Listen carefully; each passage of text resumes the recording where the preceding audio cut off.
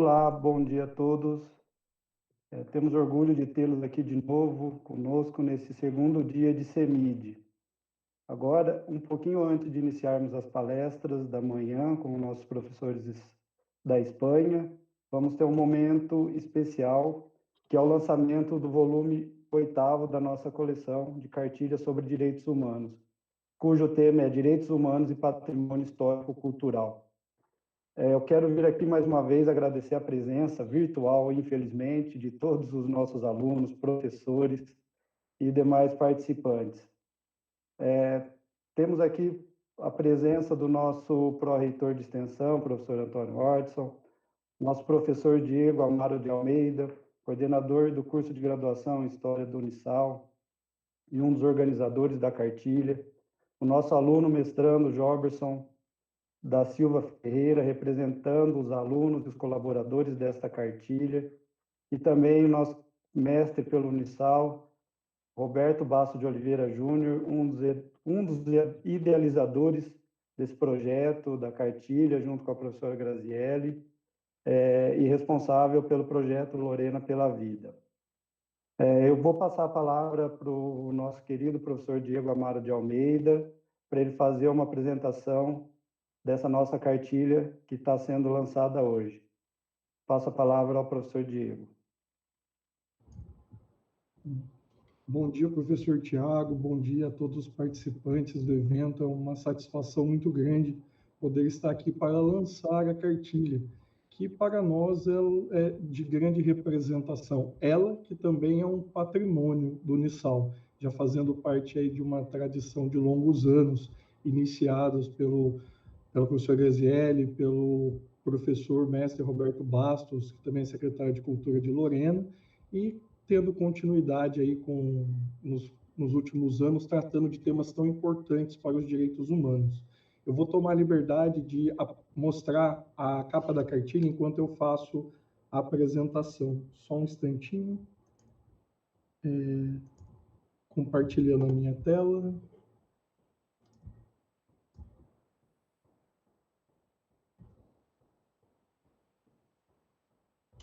Acredito que ela já está aparecendo para vocês aí no vídeo. Esta é a capa da nossa cartilha Direitos Humanos, Patrimônio Histórico e Cultural. A ideia das cartilhas é popularizar o conhecimento, o entendimento sobre o patrimônio. Disse no texto de apresentação que nós só defendemos aquilo que conhecemos, que nos apaixonamos. E o patrimônio é uma questão de sentimento.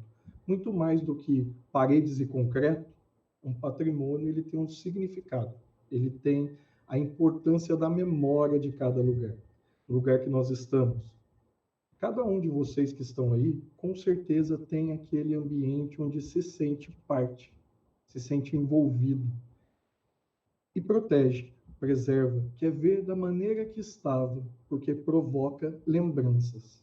Com o passar do tempo, as memórias mudam. O que antes era a casa de um conde, mais tarde se torna a Secretaria de Cultura, um ambiente de movimento cultural. O que antes era a residência, palacete de uma família, se torna uma faculdade. Então, as coisas vão sendo ressignificadas. E o sentimento é que garante a preservação. E a cartilha está aqui para mostrar que a defesa do patrimônio não vem no sentido de lutar contra a propriedade privada, e sim de prevalecer o direito de uma maioria. Porque somos sociedade, e a vontade da sociedade é que deve ser soberana. Não vamos, que sempre acontece aquele desentendimento, e precisamos criar novas gerações. E com material voltado para a educação, no sentido de ampliar esse conhecimento, permite que as futuras gerações possam, então, entender a importância e a dádiva de se ter estes patrimônios em nossos municípios, Brasil e afora, que eu sei das parcerias do mestrado do Unisal, e isso também faz com que esse conhecimento alcance lugares mais longe. Gincos, vou passar algumas páginas aqui da nossa cartilha. Ela tem um visual interessantíssimo, traz imagens importantes de vários segmentos, fala dessa condição cultural que envolve não só o patrimônio arquitetônico, mas também o patrimônio imaterial. Para quem não sabe, o pão de queijo, por exemplo, no Brasil, é preservado, está registrado, num sentido mais popular, tombado, mas é um pão de queijo, professor Diego? Jamais. É a receita do pão de queijo que está preservada em registro. Então, assim, o patrimônio imaterial também faz parte daquilo que nós conhecemos e entendemos como cultura e identidade. Os movimentos artísticos, movimentos culturais e religiosos que nos formaram, nos constituíram, nos fizeram ser aquilo que somos hoje. A cultura está em tudo e nós precisamos reconhecê-la, nós precisamos preservá-la, nós precisamos protegê-la. E a cartilha ela vem então com este intuito, provocar esse conhecimento, essa dedicação da preservação do patrimônio.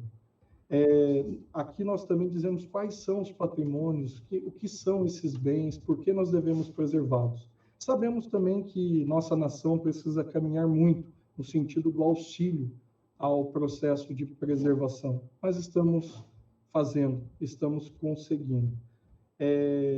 Também gostaria de falar, com a cartilha estou também como parceiro pelo Instituto de Estudos Vale Paraibanos, que desde a década de 70 vem trabalhando na defesa deste patrimônio histórico-cultural. Muito da nossa região, da região que nós estamos hoje, ela está preservada em função dessa luta que começou na década de 70, no momento em que a fúria desenvolvimentista tentava arrastar toda a memória da nossa região. As formas de preservação do patrimônio histórico, e vocês podem ver que a cartilha apresenta uma série de fotografias, algumas de nosso município, Lorena, onde está o Unisal, o Colégio São Joaquim, outras de outras regiões do Brasil, pois a ideia é abranger, é permitir que todos possam conhecer e se reconhecer nestes patrimônios. E eu gostaria de convidar neste momento, antes de fazer o encerramento da minha fala, eu queria passar para o Joberson, contar um pouquinho da sua experiência e falar um pouco das imagens que ele cedeu gentilmente para a nossa cartilha. Joberson, vou te passar a palavra e volto daqui a pouquinho para encerrar a minha fala. Bom dia, professores. Bom dia, pessoal que está acompanhando a gente pelo YouTube. Então, Diego, falar de patrimônio, para mim, em especial da ferrovia, foi uma coisa muito gratificante, porque eu sou filho de ferroviários. Aqui quero deixar um abraço para o meu pai, Job Ferreira. Sou neto de ferroviário. Então, trazer essa herança familiar, como o senhor mesmo disse, a gente só preserva aquilo que a gente ama, aquilo que a gente conhece. Foi muito fácil. Não fácil no sentido de não se dar valor, de uma coisa que se perde com o tempo, com o uso, mas sim de uma coisa que devemos respeitar, preservar, cuidar. Porque, assim como o senhor disse também, a gente está caminhando para um futuro melhor, com o progresso, com uma preservação real. Então, nada mais justo do que trazermos imagens tão belas como essa que está na tela, assim, para enaltecer esse sentimento de respeito do como era para como devemos deixar, para que futuras gerações possam ter essa mesma oportunidade que temos hoje, de poderem olhar, admirar e se apaixonar por esses verdadeiros ícones da nossa sociedade, da nossa civilização. Arrisco dizer que Cruzeiro foi um marco nesse contexto histórico de dessa historicidade, porque aqui temos, como está na tela, a estação ferroviária, mas também temos a fábrica de vagões, o Museu Major Novas, assim como muitos outros patrimônios.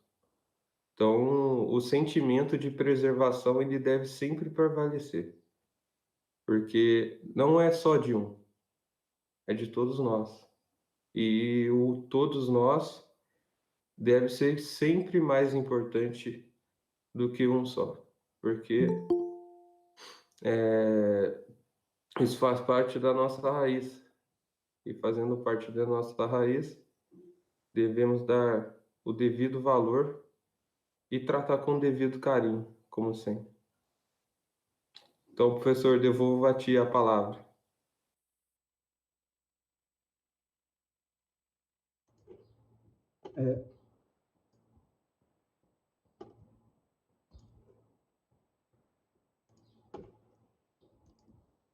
Bom, acho que já estão me ouvindo novamente. Para encerrar aqui, venho à página onde está a realização, né, do Unisal, o Núcleo de Direitos Humanos, Lorena pela Vida, o apoio do Instituto de Estudos Vale Paraibanos. E, para encerrar, eu, com muita reverência, agradeço aos coordenadores e professores do mestrado, que, com empenho e carinho, têm construído um curso escrito senso, que é um orgulho para todos nós. Com garra, determinação, tem realizado esse trabalho de educar para os direitos humanos. Entre outros, promover a elaboração da cartilha, que tem servido aí já a uma geração e vai servir, sem dúvida, a muitas outras. Professor Graziele, professor Tiago, Roberto, Totô, agradecemos esse trabalho. A arquitetura é símbolo, mas aquilo que forma a verdadeira memória e sentimento por um patrimônio é a realização das pessoas. E vocês merecem todo o reconhecimento pela história que constroem, fazendo com que o Unisal e a cartilha se tornem um patrimônio a ser preservado. Então, eu agradeço a oportunidade da minha fala. E, assim, foi uma satisfação poder participar mais uma vez da cartilha e sei que em breve nós estaremos aqui para lançar uma novamente. Muito obrigado, devolvo a palavra ao Tiago, agradeço ao Joberson e Totô. Até daqui a pouquinho.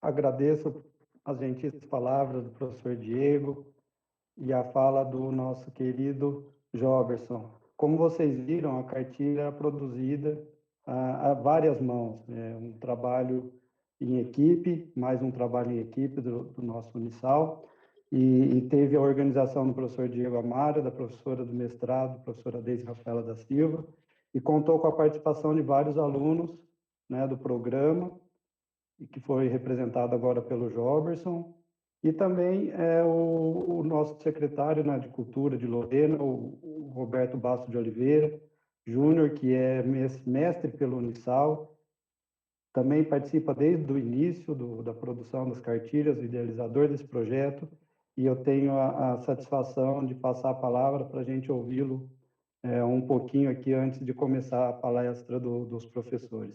Muito obrigado, professor Roberto, pela disponibilidade. Passo a palavra. Bom dia, Tiago. Bom dia, Diego, Joberson, todos os participantes na manhã de hoje. Dizer da alegria, da satisfação, da parceria, feliz parceria na produção e na promoção, né, de ações de conscientização e cidadania, não só em Lorena, mas no mundo. A cartilha nascera na celebração de 5 anos do movimento Lorena pela Vida, que tinha naquele primeiro momento o objetivo, e aqui é essa cartilha, falarmos da promoção do Estatuto da Criança e do Adolescente. Avançamos depois nos temas, pessoas com deficiência, pessoas idosas, meio ambiente e cidadania. Fizemos o lançamento de uma cartilha, nós estamos aqui no CEMID, o evento internacional. Eu tive a graça de estar com a Graziele e tantos outros partilhando sobre essa experiência. Lançamos bilíngue a cartilha, que falava justamente da promoção da paz, do respeito às diferenças. E lembrando que todo esse material está disponível gratuitamente, né, na internet. Há uma promoção, então todo esse material você pode acessar gratuitamente. Depois lançamos ainda o 6º volume num CEMID, falando sobre juventude. Lançamos, o ano passado, um material visando a prevenção à violência contra crianças e adolescentes. E hoje a alegria, Tiago, de estarmos juntos aqui com esse tema extremamente importante. Então, eu quero agradecer, um abraço à nossa diretora operacional, a Graziele, também quero abraçar o Padre Capucho, um conterrâneo, que hoje está à frente, juntamente com toda a equipe do Unisal, trabalhando, pensando um mundo melhor a partir das nossas ações, a partir das nossas atitudes. Parabéns ao Unisal por esse cuidado. Nós sabemos quão importante é a extensão nesse contexto. Então, parabéns por essa disposição, por esse comprometimento. Eu tenho a alegria dessa parceria. Como já destacado aqui, eu fiz o direito, especialização e também o mestrado no Unisal. Tenho alegria e tenho muitos amigos no Unisal. Então, parabéns a vocês. Obrigado por mais essa parceria. Só gostaria de destacar aqui no nosso encerramento, o Diego citou e mostrou algumas fotos da cartilha, que, na verdade, tem a intenção de ser um instrumento para o país. Mas quero reforçar um convite a que todos venham para Lorena para uma experiência especial no nosso quadrilátero sagrado. Falou do pastel de nata, a nossa procissão de Corpus Christi, por exemplo, é um bem material. E nas ruas das nossas procissões, nós temos o quadrilátero sagrado, do estudo do professor Sodero. Nós temos a alegria de estar no IEV com o professor Sodero e tantos outros professores, tantas outras personalidades. E no quadrilátero sagrado de Lorena, as pessoas podem ter a experiência na Catedral Centenária, na Catedral Nossa Senhora da Piedade, na Casa da Cultura de Lorena, no nosso Museu Municipal, no Palacete Veneziano. Nós temos muitas experiências na nossa praça principal. E eu queria dizer que, recentemente, a Prefeitura adquirira 2 imóveis importantes desse quadrilátero sagrado dentro desse contexto, a importância da preservação. Então, parabéns a todos. E quero reforçar o convite, então, para que venham a Lorena para uma experiência especial aqui no nosso quadrilátero sagrado. Nós estaremos à disposição para receber todos vocês com muito amor, com muito carinho e sucesso nas realizações das ações com a cartilha, com esse instrumento importante. Nós estamos à disposição e agradecemos a oportunidade da parceria mais uma vez. Bom dia a todos, obrigado, Tiago, e a todos. Agradeço pelas palavras do nosso querido Totô, idealizador do projeto, junto com a professora Graziele, que nós tivemos agora a oportunidade de fazer essa breve apresentação do volume 8º das cartilhas de direitos humanos. Eu agradeço a presença de todos, dou por encerrado esse lançamento e peço a gentileza de vocês aguardarem um minutinho, que nós vamos apenas aqui trocar nosso time para a sequência do evento, que agora... Bom dia a todos. Temos o prazer de poder dar continuidade ao nosso CEMID, Seminário Internacional, e assim gostaria de agradecer a presença de todos vocês nesta sala, aos nossos alunos da graduação, da pós-graduação, do mestrado, aos nossos professores e demais participantes externos. Eu confesso que hoje é um dia muito especial no Unisal, pois contamos com a presença de 2 ilustres professores doutores da Espanha, de expressivo destaque internacional. E eu diria mais, não são professores da Espanha, são professores do mundo, que ministram palestras e colaboram em todos os continentes, em todas as universidades. Me refiro à professora doutora Núria Veloso e ao doutor Gregorio Robles. Por un problema de cortesía, me dirijo en español. Les damos la bienvenida. Es un honor poder contar con la presencia de ustedes. Sepan que sus ponencias y sus ideas engrandecen nuestro centro universitario y en especial nuestra maestría académica. Aunque ustedes tal vez no lo sepan, ya son conocidos por aquí, pues sus tesis, argumentos están presentes en nuestras clases siempre y en nuestras publicaciones. Una cosa es leer un libro, como es el caso del libro El Derecho como Texto, del profesor doctor Gregorio Robles, y hacer alguna referencia o citación de ese libro, o hacer alguna referencia sobre las ideas de la doctora Núria, como ya nos tienen acostumbrados, en sus participaciones en las defensas de los trabajos investigativos. Y otra cosa es tenerlo en vivo, poder contar con las vivencias, con las ideas, poder discutir con base en sus tesis. Por ese motivo, por esa oportunidad que ustedes les dedican al UNISAL, les reafirmo que hoy contamos con una excelente oportunidad de poder enriquecer nuestros conocimientos. Les damos las gracias por eso y sean bienvenidos. Bien, a ilustre doutora Núria é professora da Universidade de Burgos, Espanha.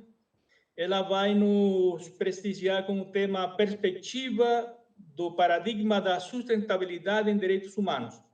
O tema original em espanhol é Algunas proyecciones del paradigma de la sostenibilidad en los derechos humanos. Eu me atrevi a fazer a tradução.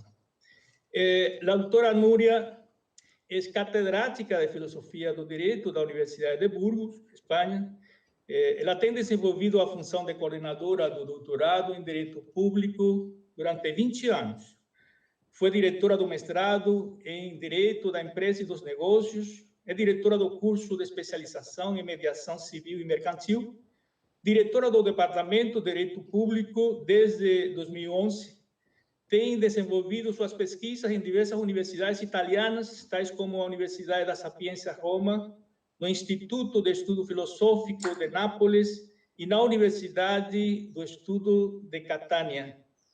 Também, em Portugal, é professora e pesquisadora convidada do Centro de Estudo Sociológico da Universidade de Coimbra, coordena programas de intercâmbio de alunos e professores no âmbito do Programa Europeu Sócrates Erasmus, colabora com universidades latino-americanas, centro-americanas, especialmente em Brasil, Argentina e México. Ministra cursos de mestrado e doutorado e participa assiduamente de congressos internacionais como está acontecendo agora.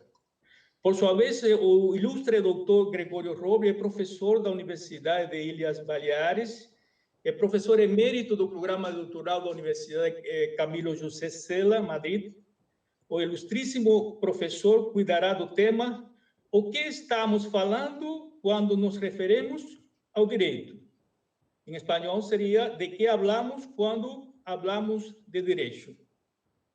Bem, o professor Gregório Robles é catedrático de Filosofia do Direito da Universidade das Ilhas Baleares, é também professor de Direito da União Europeia na Fundação MAFRE Estudios de Madrid, tem participado do programa de doutorado da PUC, São Paulo, Brasil, é acadêmico da Real Academia de Ciências Morais e Políticas de Madrid, é representante internacional do Instituto Hans Kelsen, Viena, participa de investigações em diversas universidades, Múnich, Viena, Alemanha, nos Estados Unidos, Berlim.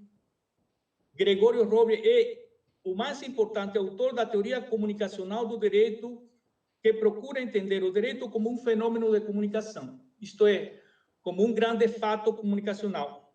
Daí a sua obra, O Direito como Texto, 4 estudos da teoria comunicacional do direito, que foi publicado, felizmente, aqui em Brasil, traduzido para o português. Ele ainda publicou a obra Teoria Comunicacional do Direito, um diálogo entre Brasil e Espanha, e as regras do direito e as regras do jogo. É autor de inúmeros livros, artigos científicos sobre epistemologia, teoria do direito, sociologia geral, sociologia jurídica, direitos humanos, metodologia da ciência do direito, e consta como última obra publicada a Retórica para Jurista, pela editorial Olenic, em Santiago de Chile.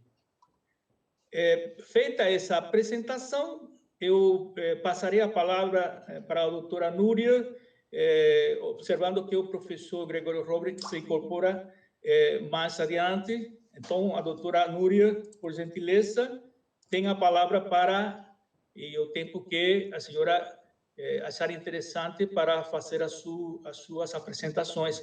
Reitero a importância da sua fala, a importância das informações e ideias que já estamos introduzindo nas nossas aulas.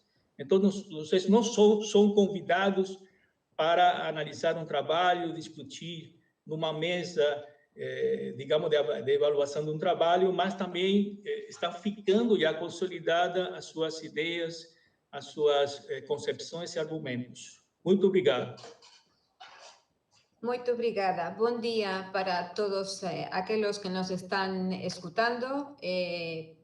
Agradezco moito o convite para participar deste sexto Seminario Internacional de Dereito que se realiza aquí na Unisal, no campus de Lorena. Precisamente eu pensaba nestas mesmas datas, eu tiña que haber estado ministrando un curso de mestrado aí no campus de Lorena, que es lo que habíamos faz unos cuantos meses planificado.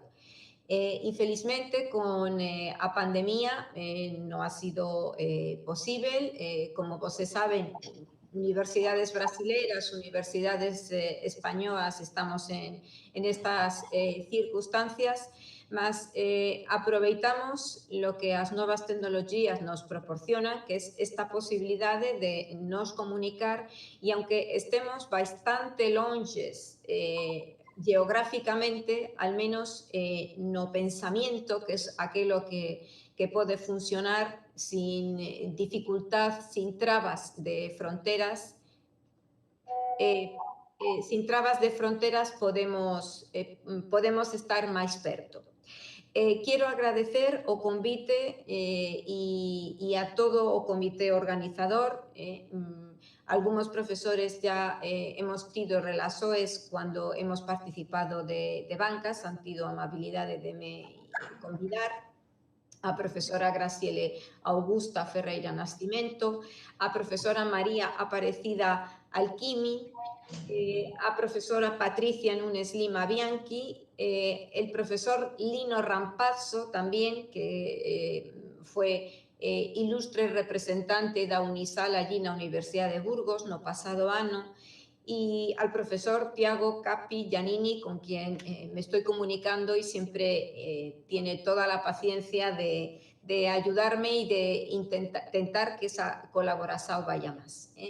A todos los asistentes, moito obrigada por esta posibilidad.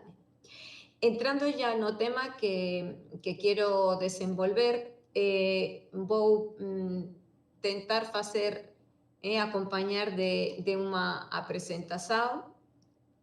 Vamos ver para que se pueda seguir un pouco mellor a miña fala e que fique un pouco máis clara, partindo do tema xeral deste congreso. Vamos ver. Si así, imagino que ya están pudiendo todos seguir. O título geral do sexto Seminario de Dereito Internacional de CEMIDI era bastante abrangente. Desenvolvimento global e concretización dos dereitos humanos na sociedade contemporánea, vulnerabilidades e sustentabilidade. Es tan rico este título que daba posibilidade de falar de moitos aspectos do dereito como tal, dos dereitos humanos, en fin, eu tentei facer unha escolla e referirme a lo que viene a ser un tema interesante, que es a conexao que ten o paradigma da sostenibilidade con los derechos humanos y cómo eso se proyecta en diversos temas y temáticas que afectan ao dereito. Entón, eu vou facer referencia a 4 aspectos principais.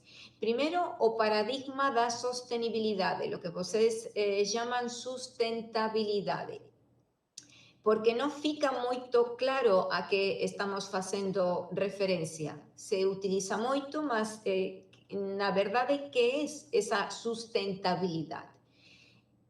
Segundo, como se pode promover o desenvolvimento sustentable mediante os dereitos humanos, porque hai unha conexión inescindible.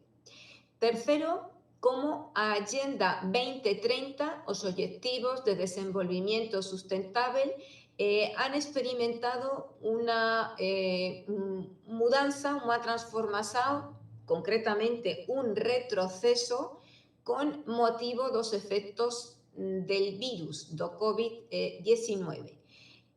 Por tanto, primero, o impacto negativo que está teniendo esta pandemia na Agenda 2030 e depois como hai que recuperar esa Agenda 2030 para este escenario post-COVID al que estamos tentando llegar. Y por último, vou facer referencia a algo que sería un tema central para o dereito, para a sustentabilidade, para os dereitos humanos, que é a justiza. E concretamente, puesto que estamos colocando todo en un contexto da sostenibilidade, lo que sería a justicia entre generaciones y cómo se puede relacionar con la justicia social. Son dos tipos de justicia que a veces están como enfrentadas. A justicia social é presentista, a relações de aquí, agora, e a justicia entre generaciones, la intergeneracional, es como la que se proyecta en el futuro. Entonces, como son dos justicias que están llamadas a entenderse en ese contexto da sustentabilidade. Comenzando por o primer punto, o paradigma da sustentabilidade. Se apoya principalmente en tres aspectos, tres ámbitos que son a sociedade, a economía e o medio ambiente. ¿Cuál é a premisa para poder comprender ese paradigma da sustentabilidade? O primero es que hay que huir de una terminología que se ha vulgarizado, que es este término da sustentabilidade. Se coloca como si fuera un tipo de marketing, porque é moito mellor falar de pues una cidade sustentável, un medio ambiente sustentable, una economía sustentable, es como un calificativo de acciones propuestas en nuestros días para cubrirlo como de un halo de novedad, como es algo, como si fuese novo, una forma de venderlo, de presentarlo mejor. Mas la realidad no se está teniendo en cuenta qué se quiere decir con este calificativo. Algunos autores han sido críticos con a sustentabilidade, con esa vulgarización do término, y falan de que actualmente vivimos en una era da sostenible, bla, bla, bla, bla, que habría que evitar. Por tanto, como juristas, tenemos que ser precisos con los términos que se utilizan, con los términos que utilizamos y entender por qué a una determinada realidad estamos colocando ese calificativo.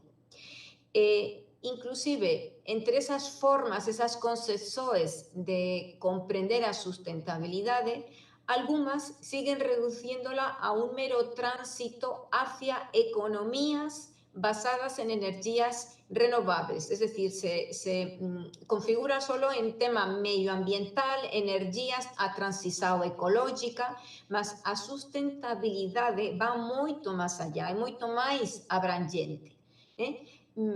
Podemos nos preguntar, sustentabilidade é un límite jurídico, é un límite moral, económico, político as diversas acciones humanas? Y si funciona como un límite, ¿dónde hay que establecer ese límite? Esto implica que tenemos que superar as equivocadas, as erróneas interpretaciones do significado de ese desenvolvimiento sustentable, porque se identifica de forma equivocada desenvolvimiento con crecimiento. No é o mesmo ese desenvolvimento con un crecimiento. En o término crecimiento hay una orientación predominantemente economicista, en una línea neoliberal. Entonces, desenvolvimiento sustentable no es lo mismo que crecimiento sustentable. Todos ya conocen de dónde proviene esta terminología. No año 1987, la Comisión Brundtland, que culminó por parte de las Naciones Unidas con un informe o noso futuro común, donde colocaba que es un desenvolvimiento que satisface as necesidades do presente sin comprometer a capacidade das gerações futuras para satisfacer sus propias necesidades. Esto implica que hay que autolimitarse no momento presente actual y autolimitarse de forma que as gerações futuras puedan también satisfacer sus propias necesidades. Este término ha ido evoluyendo con el tiempo y ahora, no segundo milenio, o núcleo semántico de desenvolvimiento sustentable se ha ido en parte degradando, y degradando porque se utiliza para todo. Tiene tres componentes o pilares esenciales: el ecológico, el económico y el social, mas deben se aplicar correctamente. En este cuadro, como pueden observar, el desenvolvimiento sustentable se proyecta na equidade intergeneracional, una equidade na distribución intertemporal, bien sea del patrimonio natural, na esfera do medio ambiente, por regla geral, mas también na justicia intergeneracional, que es un concepto más amplio que engloba no solo una dimensión distributiva, mas también de procedimiento, de restauración y de retribución. Parte do presupuesto formal da razón práctica, que es tratar os casos semellantes de manera similar y basar las diferencias no trato en diferencias moralmente relevantes. Sois, es ese tipo de justicia. Y a la vez esto nos lleva al concepto de solidaridad intergeneracional, que sería a cohesión social entre gerações, entre a geração actual y as gerações futuras. Y incide no concepto da humanidade como un conjunto, como una totalidade.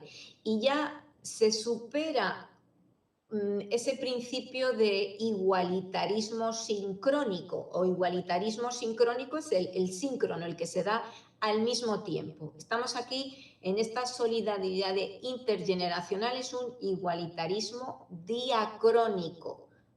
Para persoas, gerações que no conviven no mismo tiempo. Por tanto, a sostenibilidade tendríamos, por una parte, en un sentido estricto o ecológico, esa sustentabilidad que es más conocida, protesao, mantener a largo plazo los recursos mediante el ahorro, dependiendo de unas determinadas conductas obligatorias, impidiendo agresiones, en fin. Y otra sustentabilidad en un sentido amplio, que es la que se apoya en esos tres pilares, la ecológica, la económica y la social.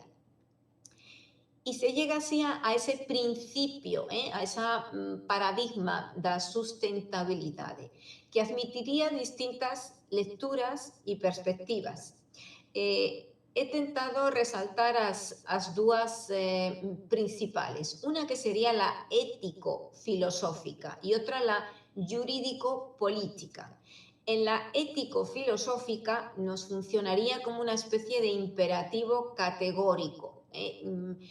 ¿Y esto a qué nos reconduce? Pues a un imperativo que establece que los seres humanos deben organizar sus comportamientos y acciones de manera que no vivan ni a costa de la naturaleza, ni de otros seres humanos, ni de otras naciones, ni de otras gerações. Es decir, que hay que autolimitarse, hay que organizarse de tal manera que las conductas que se lleven a cabo no estén poniendo en peligro ni ese medio ambiente, a natureza, ni a nosos semellantes, ni a outros países, esa diferencia siempre entre os países del norte e os países do sur, como nos explica el profesor Boaventura de Sousa Santos, ni a costa de esas otras xerasoes. Y en cuanto a la perspectiva jurídico-política, temos que o principio de sustentabilidade ten tres dimensiones básicas. Una es la interestatal, de nuevo, a equidade entre os países pobres e os países ricos. A segunda es la intrageneracional, es decir, grupos de persoas, pero da misma geração. Estamos hablando da geração presente, más esas diferencias que hay entre unos grupos y otros. Y en tercer lugar, a sustentabilidade intergeneracional entre persoas vivas no presente y persoas que nacerán no futuro. Entonces, es esa sustentabilidade que abarca estos diversos aspectos y que, como vemos, es una sustentabilidade que va moito máis alén de lo que sería a conservación o medio ambiente o protección da natureza, que influye, pero que hay otros elementos bastante más amplios. El segundo punto, una vez que ya hemos intentado dejar claro que o paradigma do desenvolvimiento sustentable no es tan simple. Vocês han podido apreciar que ten distintas perspectivas, lecturas, posibilidades. Aquí, no segundo punto, gostaría salientar que promover un desenvolvimiento sustentable se puede facer moito ben mediante a través dos dereitos humanos. Por qué? Porque os dereitos humanos ofrecen as condições esenciais para o desenvolvimiento sustentable. Y aquí he citado simplemente tres instrumentos jurídicos, son jurídicos políticos, porque na verdade constituyen programas para llevar a cabo unas determinadas acciones. Primero, a Agenda 2030 do ano 2015. Aquí se fala de economías inclusivas, participativas, sociedades onde os gobernos deben dar cuentas, deben ser transparentes, no hay que dejar a ninguén atrás, es siempre esa idea del desenvolvimiento, pero para todos, no solo para unos sectores, sino otros. También tenemos un segundo instrumento que fue a Declaración sobre o Dereito al Desenvolvimento do ano 1986, que era dereito de todas as persoas e de todos os povos a unha participación libre, activa e significativa. O también, como un tercer texto, os principios rectores da ONU sobre empresas e dereitos humanos do ano 2011, que establece a obrigación dos estados e das empresas privadas de garantir que as actividades empresariales no deben de violar os dereitos das persoas. Para que vocês podan entender como afecta ese desenvolvimento sustentable aos dereitos humanos, he colocado aquí a portada de esto es un diccionario, son 4 tomos que se acaban de publicar hace 15 días, con motivo del 70 aniversario da Declaración Universal dos Dereitos Humanos.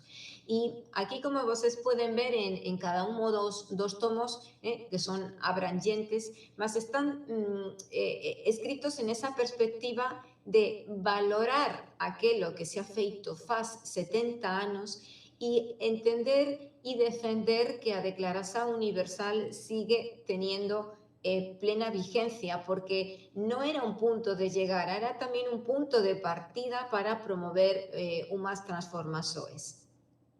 Y esto también puede apreciar los 4 grupos de trabajo en que se dividía este sexto Seminario Internacional de Derecho para que os participantes pudieran mandar traballos. Engloba todo, ese desenvolvimento global, dereitos humanos, as minorías, grupos vulnerables, os dereitos sociais, difusos, colectivos, el medio ambiente, as políticas públicas, a sustentabilidade e tamén a globalización, a sociedade da información, a democracia, a ciudadanía, política, todo todo admite una lectura desde este paradigma do desenvolvimiento sustentable. Si aplicamos aos dereitos humanos este desenvolvimiento sustentable, observamos que no es un concepto jurídico fácil. ¿Y por qué no es fácil? Porque es un concepto que, primero, é moito geral. Segundo, es ambiguo. Tercero, expresa una fundamentalidad. Es decir, viene a funcionar como una especie de cláusula abierta que es lo que, por un lado, permite que los principios se puedan después concretar, más también tiene esa dificultad de que es una cláusula abierta. Ya no estamos con cláusula abierta haciendo referencia a la crítica de la que partíamos, de que funcione a modo de marketing, sino que cuando se tiene que aplicar a determinadas cuestiones, ¿qué es lo que cabe dentro de ese desenvolvimiento sustentable? Es que cabe moito. Por tanto, es un concepto abierto a ponderación. Va a estar influido por el desenvolvimiento económico, por la justicia social, por las circunstancias de cada caso. Posiblemente, si tenemos un determinado problema aquí no contexto da Unión Europea y ahí no contexto brasilero, y hay que aplicar ese desenvolvimiento sustentable, ponderando, haya que tomar en consideración aspectos que en un contexto económico-social como es el brasilero y otro como es o europeo, tenían que ser diferentes.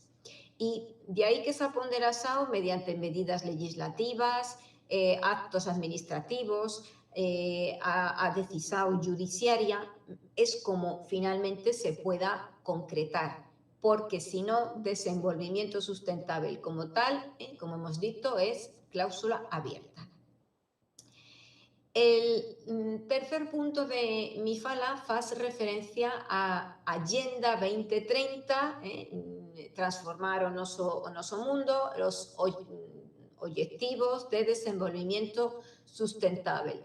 Y puesto que esta agenda ya tiene 5 años desde que se aprobó, justo en este año nos hemos encontrado con la problemática de la pandemia, que esto ha influido en cómo se estaba implementando la agenda y cómo se puede hacer frente a esa crisis de COVID-19 con esta agenda. Podríamos diferenciar un escenario pre-COVID, antes de la pandemia, y un escenario post-COVID, después de la pandemia, antes de la pandemia. El desenvolvimiento sustentable en los derechos humanos funcionaba como un concepto normativo. Era ese paradigma del siglo XXI que permitía conciliar intereses concurrentes, económicos, sociales, medioambientales, etc. En el escenario post-COVID ya hay diversos informes, como que está aquí indicado, responsabilidad compartillada, solidaridad global, una respuesta a los impactos socioeconómicos do COVID-19, aprobado en marzo de este año. ¿Y por qué? Porque en un escenario post-COVID encontramos que hay numerosos efectos negativos de un virus, de un elemento que afectando ao sistema da saúde, afectando a uno dos derechos humanos, ten incidencia en otros moitos derechos humanos y también na propia implementación da Agenda 2030. Entón, como efectos negativos, el primero claramente ha sido en detrimento, es decir, se ha manifestado de forma moito negativa para a saúde comunitaria. Mas tamén ha supuesto incremento das desiguallanzas, ha habido pues un frenazo económico mundial, fome, pobreza, desemprego, brecha educativa entre aqueles que han podido seguir as aulas porque tiñan computador, porque tiñan acceso a internet, outros que non tiñan, en fin, ha posto de manifiesto moitas carencias nos dereitos humanos. Aquí ten indicados algunos desos, como vocês saben, a Agenda 2030, os objetivos de desenvolvimiento sustentável son 17, e hai algúns delos que se han visto especialmente afectados por a pandemia, por a pobreza extrema, fome, pues lo que se estaba, el investimento en servicios públicos, a brecha digital, atención médica, a saúde, desemprego, en fin, lo que hemos estado comentando, que todo esto ha supuesto un grave retroceso. O impacto do COVID-19 nos países no desenvolvidos principalmente ha sido en 4 aspectos. Ha puesto de manifiesto a carencia de medios sanitarios, crecimiento da pobreza extrema, como ha afectado a las economías y tamén tanto a la macroeconomía como a las economías familiares. Na propia España tamén está afectando moito esta pandemia. Que no hemos conseguido superarlo. Estamos llegando a una tercera ola. Hemos tido la primera en los meses de marzo, abril, estuvimos casi 60 días confinados totalmente. Después en verano hemos tido otra pequeña ola y ahora está llegando la ola de otoño-invierno. Estamos otra vez pensando hay confinamientos perimetrales. A cidade mía de Burgos está en confinamiento desde hace algunos días, no se puede salir del municipio, en fin, con estos inconvenientes que ha supuesto pues, una caída del PIB, desempleo, en fin, todo lo que hemos comentado. Y también o escenario de la pospandemia en América Latina, pues desempleo, os grupos vulnerables que se han visto más afectados, mujeres, jóvenes, indígenas, migrantes, persoas con discapacidade, a população rural, de ámbito rural, persoas que están en centros penitenciarios, ha aumentado a pobreza, desigualdad, etc. Entonces, esto faz voltar a ollar para a Agenda 2030 para recuperar esa agenda, principalmente en algunos de esos objetivos. El 1, que es o fin da pobreza, el 2, fome cero, el 3, saúde e bienestar, 8, un traballo decente, crecimiento económico y o 10, redução das desigualdades. Estos objetivos, los ODS, tienen un carácter universal, a diferencia de los objetivos del milenio, que se habían enfocado al progreso de los países pobres. Estos son para todos, porque también no caso da España y estamos intentando implementar esa agenda. Y paso así al cuarto punto de mi discurso, que es a justicia social y a justicia intergeneracional, como dos tipos de justicia llamadas a entenderse en este contexto de sustentabilidad. Sobre este tema habería moitas cuestiones. A modo, simplemente como colocando a modo de exemplo, tendríamos desde a teoría do riesgo, no sé si el profesor y querido y estimado colega, el profesor Celso Fernández Campilongo, que he asistido durante el mes de agosto a algunas de sus palestras a través también de unos cursos que ha falado sobre riesgo, sobre a decisão jurídica, sobre o tema do futuro, pues esto todo pode facerse e debe facerse en lectura de ese paradigma da sustentabilidade. Tamén tendríamos o tema das xerações futuras, si pueden ser sujeito de dereito ou non, según a teoría dos dereitos humanos. A teoría da responsabilidade moral hacia as xerações futuras. A revisão das teorías da justicia intergeneracional. A planificación, que isto sería moito importante, de unha política para o futuro, porque por regla geral vivimos en propuestas para un presentismo, para problemas de cortoplacismo político, mas no se tiene una previsión para el futuro. Normalmente porque incomoda a clase política, porque quiere unos réditos y los quiere ya. No quiere tomar decisiones que molesten y que puedan suponer una merma, una reducción de sus votos en la siguiente campaña. Y también un tema importante que es a representación e a tutela dos intereses das xerações futuras. Si pensamos na cuestión da justicia social, justicia intergeneracional, ¿cuál sería como o punto de partida onde nos podemos colocar? Primeiro, a globalización, a revolución da información, das comunicações, ha venido a reducir unha das coordenadas, que sería o espacio. Os seres humanos nos trabajamos y nos movemos con dos coordenadas principales. Una es la del espacio y la otra es la del tiempo. La de con la globalización, con todos estos sistemas. Aquí nosotros estamos comunicándonos sin problema a distancia geográfica que tenemos. Entonces, eso se ha reducido, pero se ha feito pouco por reducir a distancia temporal entre as xerações presentes e futuras.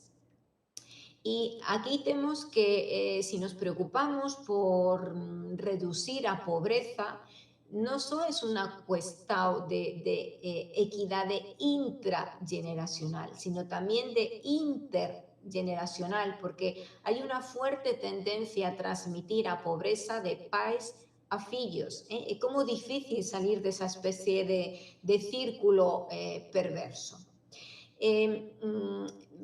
Para tutelar os intereses das xerações futuras, ha habido distintas declaraciones, tratados, convenios, informes. Tenemos desde la Carta de San Francisco de 1945, el propio informe Brundtland, la Cumbre de la Tierra de Río, el informe del secretario general de la ONU de 2013, en fin. Pero siempre es los preámbulos de todo este tipo de declaraciones, no una parte dispositiva. Por tanto, fica ahí como una especie de desideratum, más que no se llega a concretar. Algunos países han convocado reuniones, conferencias, como titulándolo Instituciones Modelo para un Futuro Sustentable, como en Hungría, en Cardiff, en Helsinki. Mas no caso de España, ni el gobierno español ni instituciones españolas han participado de estas reuniones y grupos de trabajo. Y hay que decir que las xerações futuras no forman parte, parece ser, dos intereses. Basta comprobar no informe del Fondo Monetario Internacional, este es de 2017, más nos vale para 2018, 2019, que o sistema das aposentadorías, a modo de ejemplo, tendrían que modificarse, porque si no, no va a ser sustentable o número de persoas que no futuro van a trabalhar e que van a tener que sustentar a aqueles que estén aposentados. Bueno, pues son ese tipo de decisões que no se adoptan porque resulta incómodo. Aquí vocês têm una gráfica a población mayor de 65 años, y España es el tercer país con a población más bella. Primero Japón, más se calcula que va a ser una parte importantísima para el año 2050. Entonces, pensando siempre en ese futuro, las generaciones futuras van más allá de si son o no sujetos de derecho, porque afectan a otros muchos temas: a justicia social, a ecología, a dívida internacional, a demografía, a aposentadorías, a educación. Si estamos pensando en generaciones futuras, hay que diseñar modelos de jóvenes que queremos como estén formados para o futuro. Derechos dos meninos, clima, cidades, como es o sistema que se diseña para urbanizar cidades. En el caso do Brasil, que en pocos años crean nuevas ciudades, se desenvuelven tanto a seguranza, a paz, genoma humano, patrimonio cultural, en fin, todos estos temas, como ustedes pueden observar, que afectan a los derechos humanos, están ahí relacionados. Hay enumerado 10, más daría para enumerar moitos máis. E isto nos reconduce al concepto da otredade. As gerações futuras exigen ir além máis de esa típica concepción filosófica de otro. ¿Quién es ese otro? Ese otro que no está encuadrado en la misma categoría espacio-temporal. Y nos remite también, nos reenvía a justicia. Desde una fórmula muy simplista tendríamos fórmula negativa y fórmula positiva. Fórmula negativa da justicia: você non debe facer, non debe facer a unha persoa aquello que no quisiera que a você se le fixera. O la fórmula positiva: você debe facer. Que esta fórmula se puede encontrar en el Evangelio, como queréis que hagan con vocês, deben vocês facer también con os demais. O en el Levítico y en Mateo, você amará a su prójimo como a uno mismo. No podemos conocer con certeza las necesidades y preferencias que tendrán las generaciones futuras, pero sí que las políticas deben guiarse tentando evitar y minimizar los daños, hacer aquello que beneficie tanto a las generaciones presentes como a las futuras. Y los motivos éticos para tratar de forma diferente a las personas tienen también que ser analizados. En definitiva, tenemos una responsabilidad hacia las generaciones futuras. Y esto con un ejemplo se puede entender. Podemos nos preguntar: temos o deber de intervenir no patrimonio genético das persoas para mellorarlo? Estou pensando nas persoas futuras. Como falaba antes, nesas dúas coordenadas, tiempo e espacio, aquí estamos falando de a coordenada tiempo, no tiempo, e tamén para a propia teoría da justiza, nos dá para hacer 3 lecturas en función de qué tiempo estemos haciendo referencia: pasado, el presente y el futuro. Pasado tendríamos a justicia transicional, esta que no caso de Colombia, en aquellos casos en que ten que fechar una política de transición porque están en un escenario de posconflicto, es lo que funciona. No presente tenemos esa justicia intrageneracional. Hay generaciones cohortes, es decir, coexistimos con os nosos avós, os nosos pais, y a veces con os fillos. Esos estas gerações que conviven no tiempo presente. Mas no futuro sería ya hacer referencia a esas gerações con las cuales no vamos a convivir, porque no vamos a conocer. Y esto abre a posibilidades de distintos tipos de análisis, desde a filosofía jurídica. As gerações futuras pueden ser sujeito de derecho, si ten dereitos as gerações futuras, si esos derechos morales que se pueden presuponer también serían derechos jurídicos, o bien un análisis desde la perspectiva político-social. ¿Quién representa esas gerações futuras o quién está tentando defender los intereses de las gerações futuras? Y ese cortoplacismo político al que me había referido anteriormente obedece a que las gerações futuras no se consideran porque no votan, no tienen poder político ni financiero, en fin.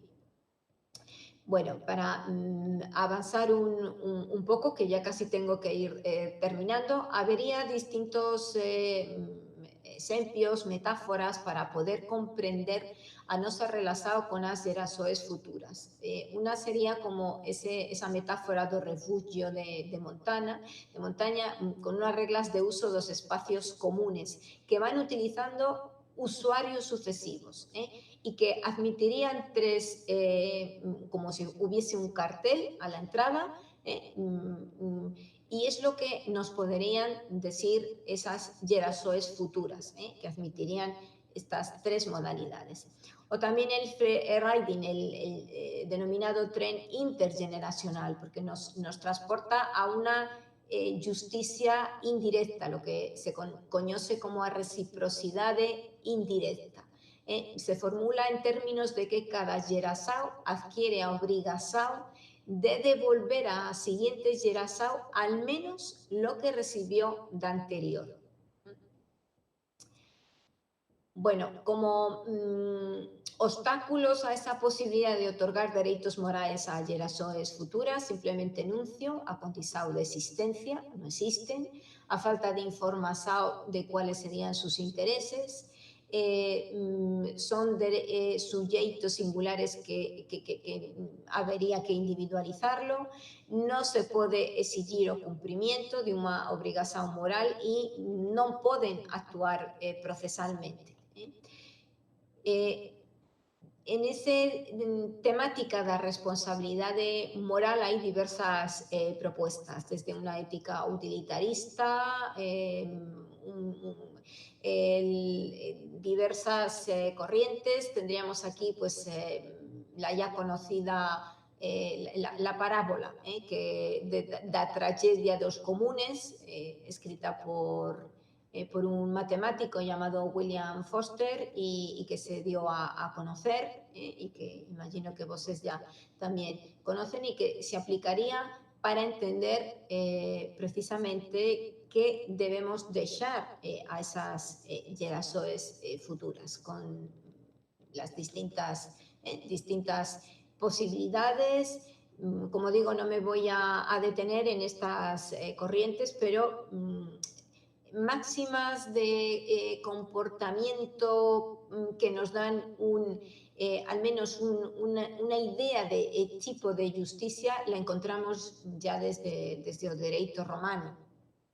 Cicerón, no proferir daños a otros, en Ulpiano, no digesto, John Locke con la cláusula limitativa, Rawls con su justicia, su teoría de la justicia, en fin. Y hay diversas también obstáculos a aceptar una teoría de los derechos para las gerações futuras. No existen, no se sabe si existirán, en fin, con muchos interrogantes. Esto no impide que por parte de algunas instancias, bien sea desde el ámbito constitucional, en otros casos tribunales, otros casos gubernamentales, se hayan interesado por representar y tutelar de alguna forma las gerações futuras, y admite desde cláusulas constitucionales, representantes, leyes o otro tipo, como a modo de, simplemente para, como referencia, cláusulas constitucionales, pues hay en la Constitución de Argentina, en el artículo 41, había una justicia interna intergeneracional ecológica. En la Constitución alemana, en el artículo 115 fiscal, en la Constitución Federal suiza, una referencia a la posteridad, institusoes un obusman para las futuras gerasoes, en fin, distintas, como digo, perdón, que me he ido, vuelvo otra vez al lugar donde estábamos ya para, como digo, terminar. En fin, que distintas posibilidades de tribunales, de jurisprudencia. Aquí hago referencia como a modo de ejemplo también la sentencia de la Corte Suprema de Justicia de Colombia sobre la Amazonia como región ecológica titular de derechos. No pasado año estuve precisamente con el ponente, el magistrado Luis Armando Tolosa, que había dado lugar a una sentencia novedosa sobre una petición, una demanda que presentó un grupo de 25 jóvenes y meninos entre 7 y 26 años, argumentando que consideraban que la deforestación amazónica contribuía a un cambio, una mudanza climática, por lo que estaba poniendo en riesgo sus derechos al futuro. Entonces es un ejemplo. Y para concluir, ese problema da injusticia con respecto a las gerasoes presentes, porque claro, nos podríamos encontrar con una especie de que colisiona justicia futura con la justicia presente. ¿Podemos exigir un trato justo para el futuro mientras estamos descuidando la justicia no presente? ¿Cómo conciliar sustentabilidad con pobreza? Porque incluso si se redistribuye hoy a favor de los pobres, puedes entender como poco favorable para la sustentabilidad. Imaginemos que con una determinada normativa pues se encarece o precio do gasóleo, todo siempre para cuidar o medio ambiente, etc. Mas al final ni los residentes dos centros urbanos ni los trabajadores manuales pues van a poder disfrutar de determinados entornos, o ciertos trabajadores no pueden pagar esos costes adicionales, en fin, que inclusive un llamamiento a responsabilidad ambiental puede denotar una cierta preocupación elitista. Entonces, a veces resulta difícil conciliar ambos. Y ya como conclusiones, que ya no quiero cansar más a vosotros y además estoy ya fuera de mi tiempo, o desenvolvimiento sustentable es el gran reto de nuestra época. Ainda más hay que reformular a idea que tenemos da exclusão, porque estamos más habituados a expresarnos con metáforas más espaciales que temporales. E agora os novos extraños non son aqueles que viven longe, sino aqueles que viven en outro tiempo, quien non ten acceso a internet, quien non ten acceso a ese tipo de educación sin a brecha digital. Non sabemos cuántas gerasoes nos van a seguir, mas temos a certeza que debemos algo a aquela geração que vendrá detrás de nós. Y esta perspectiva que podamos ter do desenvolvimiento sustentable no justifica o sacrificio das aspirações legítimas daqueles que son máis pobres en nome das gerações futuras. Hay que preocuparse por a equidade intergeneracional, mas también de la intrageneracional. Y con esto concluyo, espero que hayan podido seguirlo, entenderlo, y fico a su disposición. No sé si estará ya el profesor Gregorio Robles.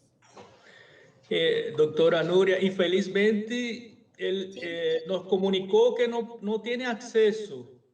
Ah, no está teniendo problemas. Eso, parece que tiene problemas con la comunicación. Entonces, me parece que no, infelizmente no vamos a contar con él. Tenía la esperanza, esa esperanza, porque inclusive sería un momento especial para hablarnos de la obra de él, que por aquí la estamos utilizando en nuestra clase. Que está traducida y todo al portugués. Claro, una pena. Sí, una pena, infelicidad. Pues bien, acredito que tu explicación cubre todo el tiempo y toda la preocupación que nosotros tenemos, tanto en aras de los derechos humanos, de los derechos fundamentales, del concepto de sustentabilidad, el desarrollo sustentable, y me quedo feliz porque vi que presentas el tema en todas sus dimensiones, en la dimensión conceptual, y es claro que la palabra desarrollo sustentable apunta para el futuro, no solo para el presente. Claro que tenemos que hacer alguna cosa en el presente, pero él está apuntando para el futuro. Y la pregunta sería, ¿quién se importa con eso? Y por eso que la justificación filosófica, moralista, religiosa que has hecho es excelente. No existe argumento contrario que supere la posibilidad de defender esa idea en el plano no solo de del derecho ambiental, mas también de los derechos humanos. Creo que está excelente la presentación. Voy a hablar un poco en portugués para que mis colegas... Acredito que es excelente esa perspectiva, y por eso me atrevo a falar que son paradigmas para ese desenvolvimento sustentável, porque na medida em que nós pensamos nos seres humanos, no direito humano como um direito de todos, como um direito que tem essa característica de, entre outras, universalidade, no retrocesso, são inegociáveis e têm que ser principalmente concretizados, que é a palavra que nós usamos no nosso programa. A gente tem que parar para fazer pensar o que nós vamos fazer daqui para frente, porque não há sociedade sem sustentabilidade. Então, o ser humano, vemos o ser humano como um ente frágil moralmente, frágil em perspectiva, porque atualmente nos separamos com cálculos, números, condições de desenvolvimento do presente e não do futuro, que deveria ser essa unidade dialógica. Não, eu devo pensar no presente, mas também esse presente deve apontar para o futuro, para preservar as gerações futuras. Mas quem se importa com isso? Quem se importa com essa filosofia da esperança? Quem se importa com esse princípio utilitarista? Eu acho que é poucos. E parece-me que uma questão essencial que a humanidade deve enfrentar, não só devia ter enfrentado antes da pandemia, e vamos ver o que acontece, que vai acontecer na pós-pandemia, e essa questão. E pensar principalmente nas várias instâncias que interferem e limitam essa sustentabilidade. Eu posso, assim, resumir algumas. Instância internacional.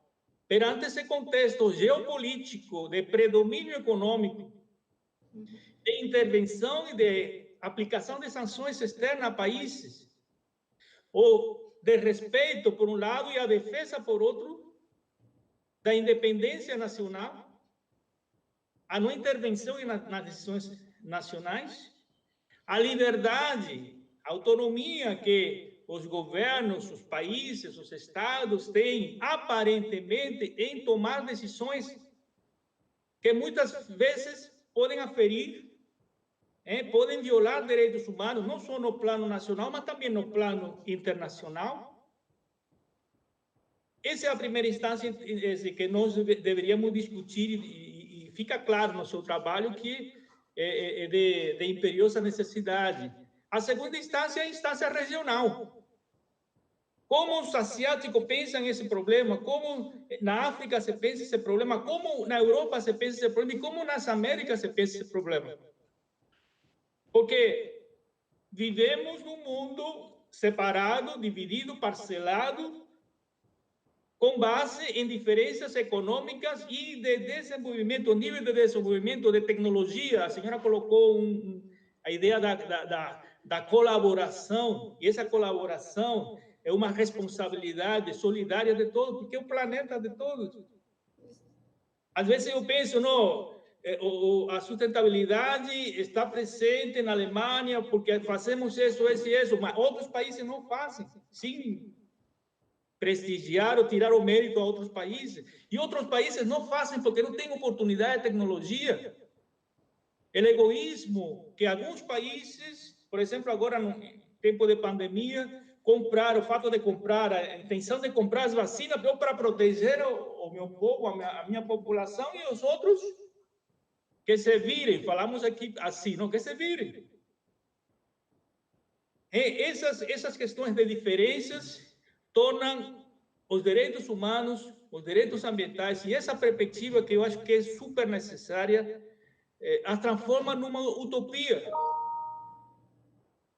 Uma coisa que parece ser inalcançável, fica no discurso, e essa sua apresentação vai além do mero discurso teórico, da mera retórica que muitos governantes políticos se usam, que é a terceira instância a qual eu queria me referir.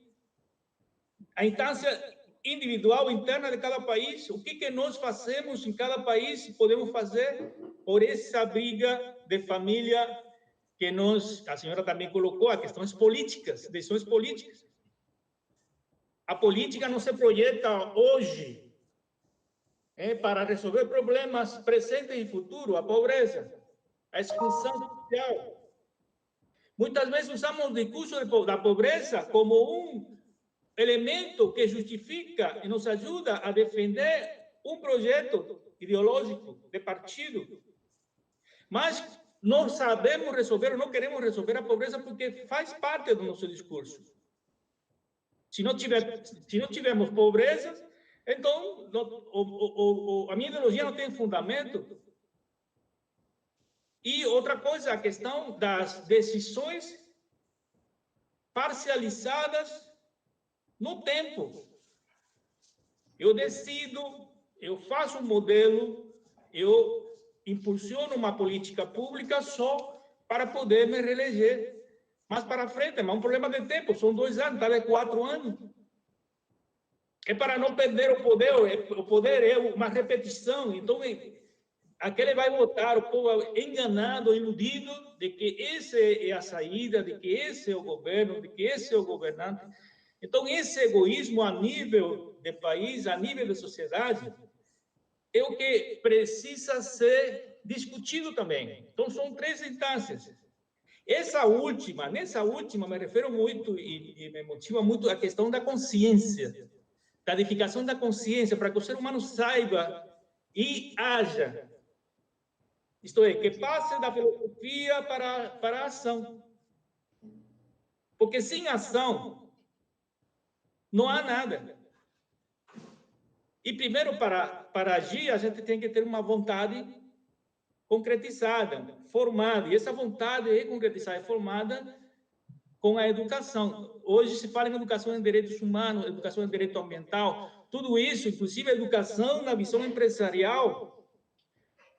As empresas visando ainda o lucro, pode existir ou pode vir a existir um lucro ético, mas como eu posso colocar isso na cabeça do empresário? Porque lucrar está justificado. na própria Constituição, livre iniciativa, livre concorrência, mas você tem que pensar em reduzir as desigualdades sociais, proteger também os direitos dos trabalhadores, proteger o meio ambiente, não agredir o consumidor. Aí entra a questão da moralidade, da eticidade das empresas, dos agentes econômicos, que também está faltando. E, por outro lado, o direito se fazer presente por uma sanção, por meio de uma sanção evidente. O que o Bob nos fala de eficácia social da norma. Não adianta ter uma norma aqui ou acolá, se ela não se torna evidente, segura, porque não é obedecida, porque não é acatada, ou porque não tem uma sanção suficiente para inibir essas condutas. Então, por um lado, nós temos a necessidade de sanções e, por outro lado, nós temos a necessidade da educação. Então, acredito que o seu tema converge para essas questões que estão justificadas pela preservação da humanidade. E não são ditames da política, não são ideias que o ser humano coloca, são direitos anteriores ao ser humano. Então, se o ser humano é um ser social e ele convive em sociedade, ele tem que cuidar da sociedade, tem que pensar na sociedade, tem que pensar no próximo. E pensando no próximo, ele está pensando nele mesmo, também na sua família, porque ninguém quer guerra, ninguém quer viver na pobreza.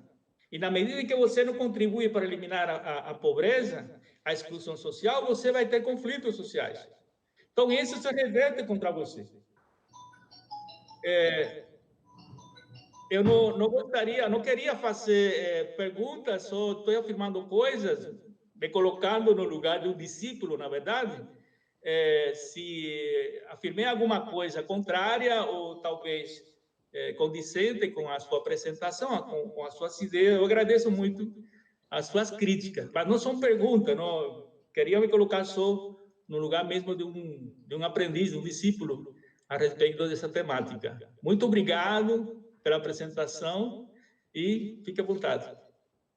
Profesor Pablo, você no es un discípulo, você es un gran maestro, por supuesto, y me ha parecido muy oportuno porque además ha diferenciado como en una graduación escalonada, desde el ámbito que sería universal, el ámbito regional, porque a veces acontece como aconteció con la propia Declaración Universal de Derechos Humanos, de querer ser tan ambicioso, a veces a la hora de llegar a aplicar, ahí hay fallas, porque tenemos unas diferencias entre el ámbito europeo, el ámbito latinoamericano, que está determinando elementos, características socioeconómicas, políticas, y es importante, nivel universal, regional y también después estatal.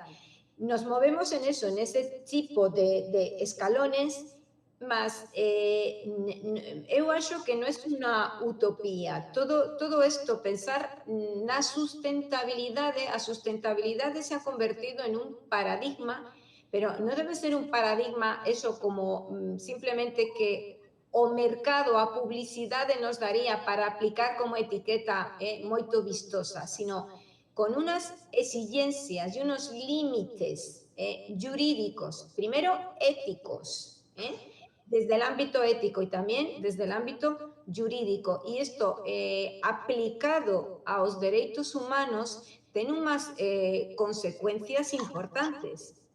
Es como ese imperativo categórico, no podemos actuar a costa, no podemos conseguir aquello que uno quiera de manera que esté limitando a otros países, a otros seres humanos, sino que tiene que estar todo, porque al final estamos todos ligados. Eu acho que con esta pandemia se ha mostrado que no existe, esto no ha funcionado con fechar las fronteras nacionales. O virus se expande porque estamos en una época de globalización que ha sido inútil. Cuando comenzó en la China pensábamos, bueno, a Europa no va a llegar, Llegó a Italia y evidentemente, claro que iba a llegar a los demás países, pues porque nos movemos en esto, en esa coordenada geográfica, más también a coordenada temporal, no puede esquecer, porque dependemos primero de lo que os nosos avós pais han feito y cómo nos han educado. Es que influye no solo que como herencia recibimos, pero recibimos una herencia económica, cultural, de costumes, de tradiciones, de saber, o propio saber jurídico. O saber jurídico en noso se apoya en aquellas bases importantes que tuvieron Grecia y Roma, y así hemos construido o noso derecho actual. Y eso es lo que también tenemos que legar. Mas, como no puede quedar en un mero artificio, porque esto puede ficar muy bonito en palabras, hay que ir a aquello que sería lo real. A clase política normalmente no interesa porque les resta votos, porque exige hacer escollas, y a veces escollas dolorosas, o al menos sacrificadas para gerações presentes, para quien está votando ahora o en 4 años. Pero si no, no se ponen medidas para contener pues, os danos ambientales, más también para mejorar a educación, que eso es básico. No se puede decir que hay que ir pasando de un curso a otro, un poco como se está haciendo en España. No, se puede pasar aunque no se hayan promovido en todas las materias. ¿Qué clase de personas, de ciudadanos queremos para el futuro? Tantas facilidades, al final es que claro que no conviene. Y algunos países sí que están pensando en instituciones, en comités que se llaman eso, do futuro, porque el futuro envolve todo, envolve desde a ciencia, a inteligencia artificial, a educación, a política, a economía, todo, as escollas para o futuro. O libro que un pouco en lo que he feito referencia es o debate sobre a tutela institucional, gerações futuras e dereitos da natureza. Ahí lo ponía un pouco porque a protestar dos dereitos da natureza, defender que a natureza é sujeto de dereitos, es algo propio del ámbito latinoamericano. En principio empezó en el sistema andino, en Colombia, en Ecuador, en Bolivia, y se ha ido extendiendo jurisprudencialmente. Pero la verdad es que todo entra en una corriente que es proteger, en este caso, medio ambiente, porque eso es lo que va a facilitar os derechos humanos. Os derechos que tenemos as persoas dependen de cómo esté nuestro entorno, depende da polución, depende de cómo sea un modelo de cidade que queremos, que no haya esas diferencias entre as clases ricas, as clases pobres, aquellos que moran nas favelas, como sean as rodoviarias, en fin, tantísimos elementos. Y todo eso al final está presidido por el paradigma de la sustentabilidad, es decir, que es algo, una especie de gran ombrelo, un paraguas que afecta a todo e influye en todo. Y a coordenada espacial, más también a temporal, aquellos que vienen detrás, pero que no están tan longe no tiempo. Bueno, espero que se haya entendido un poco lo que he querido transmitir. Sí, doctora, claro. Excelente nuevamente. Es una cosa, existe un detalle a respecto de la necesidad de comprender de qué manera nos podemos tornar esos derechos para que no fiquen na idea de direitos ilusórios, direitos formalmente transposto em nossa cabeça como um direito moral. Já nós temos essa consciência que é um direito moral. Nós devemos pensar na sociedade presente e futura, Agora, como nós podemos transformar, que é o grande problema que a humanidade enfrenta agora, como nós podemos, usando esses direitos morais, criar instituições, um mecanismo para tornar esses direitos efetivos? É a chamada passagem dos direitos morais para os direitos fundamentais. Não adianta, ainda estando em declarações e convenções internacionais, acredito que tem muito de direito moral que devem ser de ideias, e não de concretude. Então, a preocupação a respeito seria isso: como idealizar um modelo, talvez pensando na educação, ou talvez pensando nas políticas públicas, ações governamentais para concretizar isso. A respeito dessa preocupação, nós temos aqui, estamos usando o celular para captar as perguntas dos nossos professores, que estão interessados também no debate. Parece que o sistema não está permitindo isso. A professora Consuelo, que é a nossa doutora, especialista, desembargadora nessa parte do direito ambiental, ela faz um comentário. Ela afirma: o Chile é reconhecido pela excelência das suas universidades. Tem políticas econômicas que se preocupam com as questões da sustentabilidade, socioambientais. É uma pergunta que ela faz.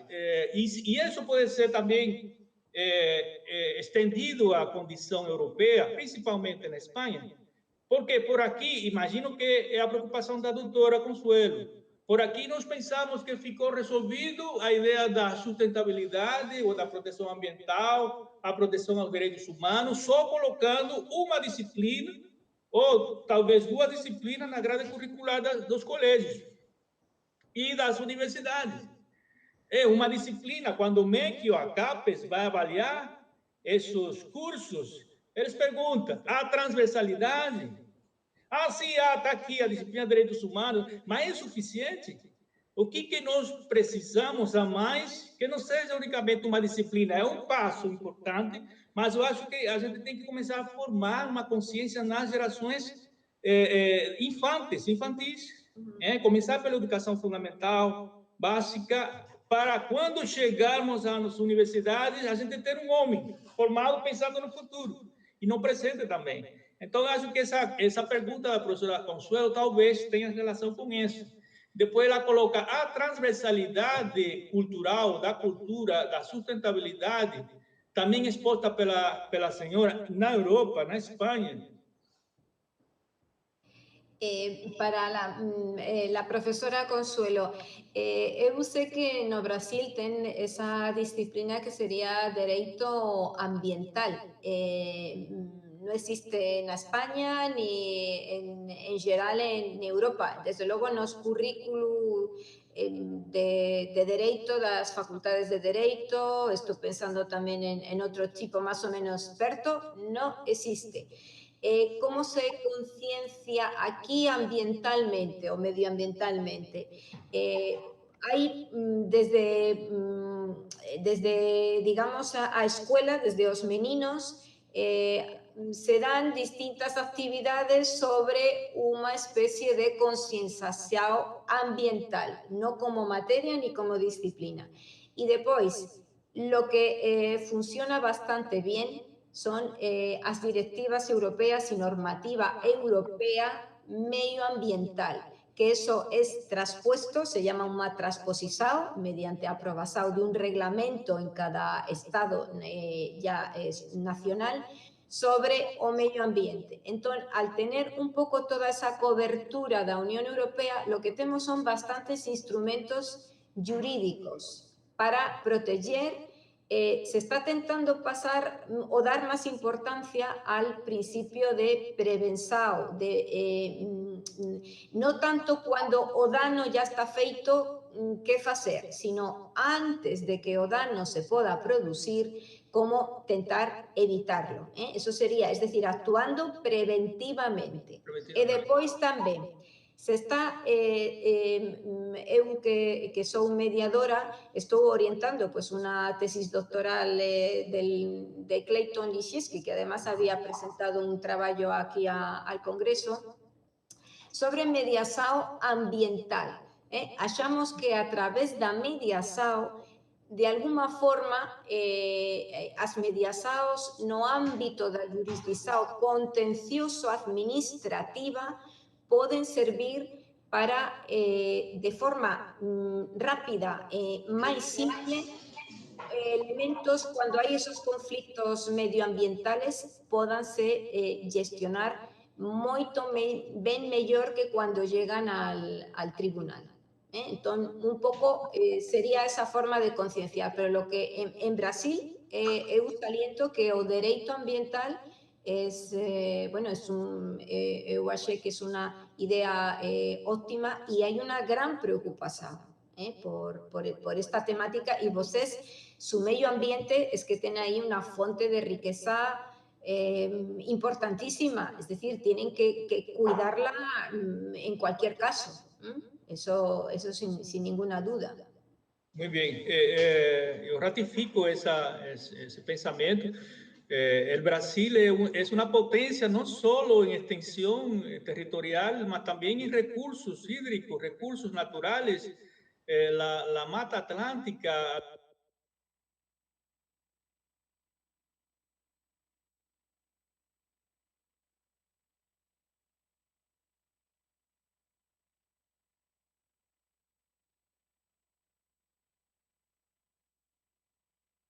A respecto de esa pregunta, el profesor Minet, profesor Minet es profesor de filosofía, doctor de nuestro programa, y él se interesa mucho por esos temas, y pautado también el fundamento filosófico y objetivo, práctico, pragmático. Por eso primero él felicita a la señora por la ponencia, y pregunta, ¿cómo es la visión de lo que está pasando en la Amazonia y en la quema del Pantanal brasileño en Europa, principalmente en España?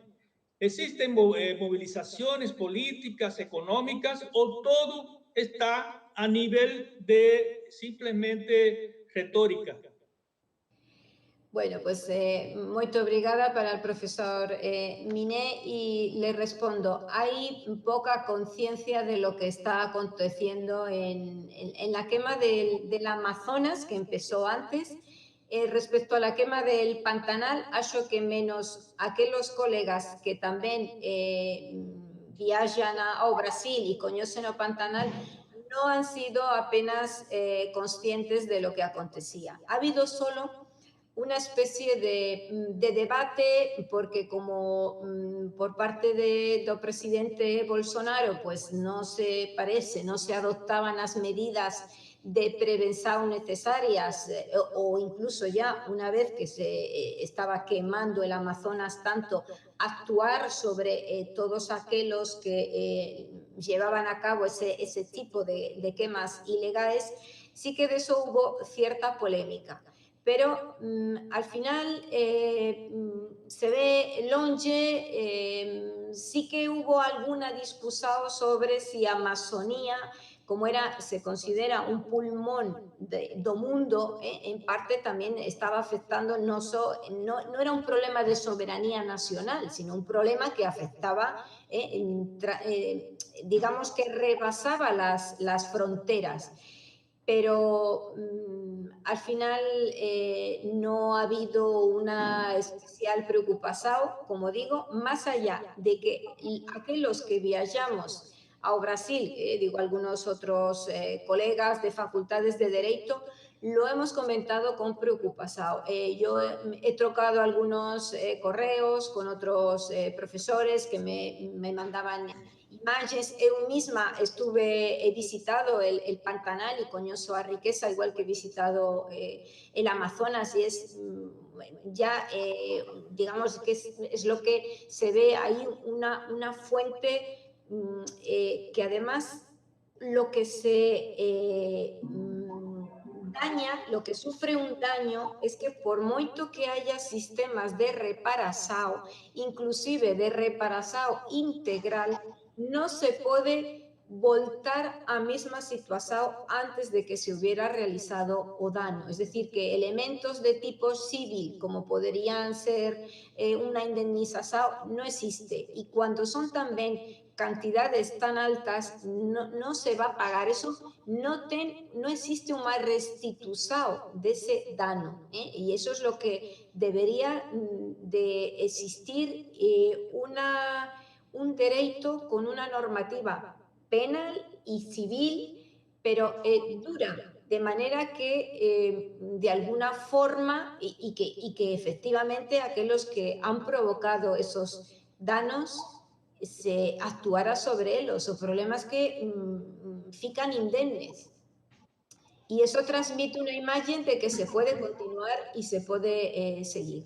Eso es un poco que fica un sistema jurídico ahí inclusive como cuestionado. Bien, muchas gracias. Es la imagen que se pasa con la cuestión de la impunidad. Esto es, Claro. yo puedo hacer, yo puedo extinguir, yo puedo y no pasa nada. Y no pasa nada. Eso claro. es, felizmente para aquellos que estamos en el mundo de derecho, ya digo, independientemente do propio odor de lo que está aconteciendo con todo ese elemento natural, elemento de la naturaleza y esos recursos naturales, sino jurídicamente se debería de actuar, pero antes falaba en una etapa temprana, preventiva, pero si no se ha podido, pero inmediatamente después, y que no se produzca, que haya controles, que haya personal de seguridad, en fin, que ahora tenemos con los drones y todo unos sistemas, no precisa de estar personas, porque claro, sabemos que a Amazonia es muy difícil, pero con drones, claro que estableciendo un sistema de seguridad vigilada con las nuevas tecnologías es posible, y inmediatamente que se pueda actuar, sí. Y esta cuestión de la impunidad, doctora, por eso que me estimula a hablar de la cuestión de la eficacia de la norma, de la eficacia del derecho. Então, quando nós falamos em eficácia ou ineficácia do direito, estamos falando precisamente na necessidade em que essa norma se faça cumprir, se obedeça. E nós temos dois caminhos. É o que eu falava anteriormente, o caminho da sanção. A via da sanção evidente, a senhora acabou de colocar. E o outro caminho seria a educação, a conscientização. Lembrando agora uma ideia pitagórica, Pitágoras, a senhora é filósofa também, sabe, ele nos propõe a ideia de que educar as crianças para não ser necessário castigar o homem. Debe ser la propuesta de Pitágoras, educa a los niños para que no sea necesario castigar el hombre, el adulto.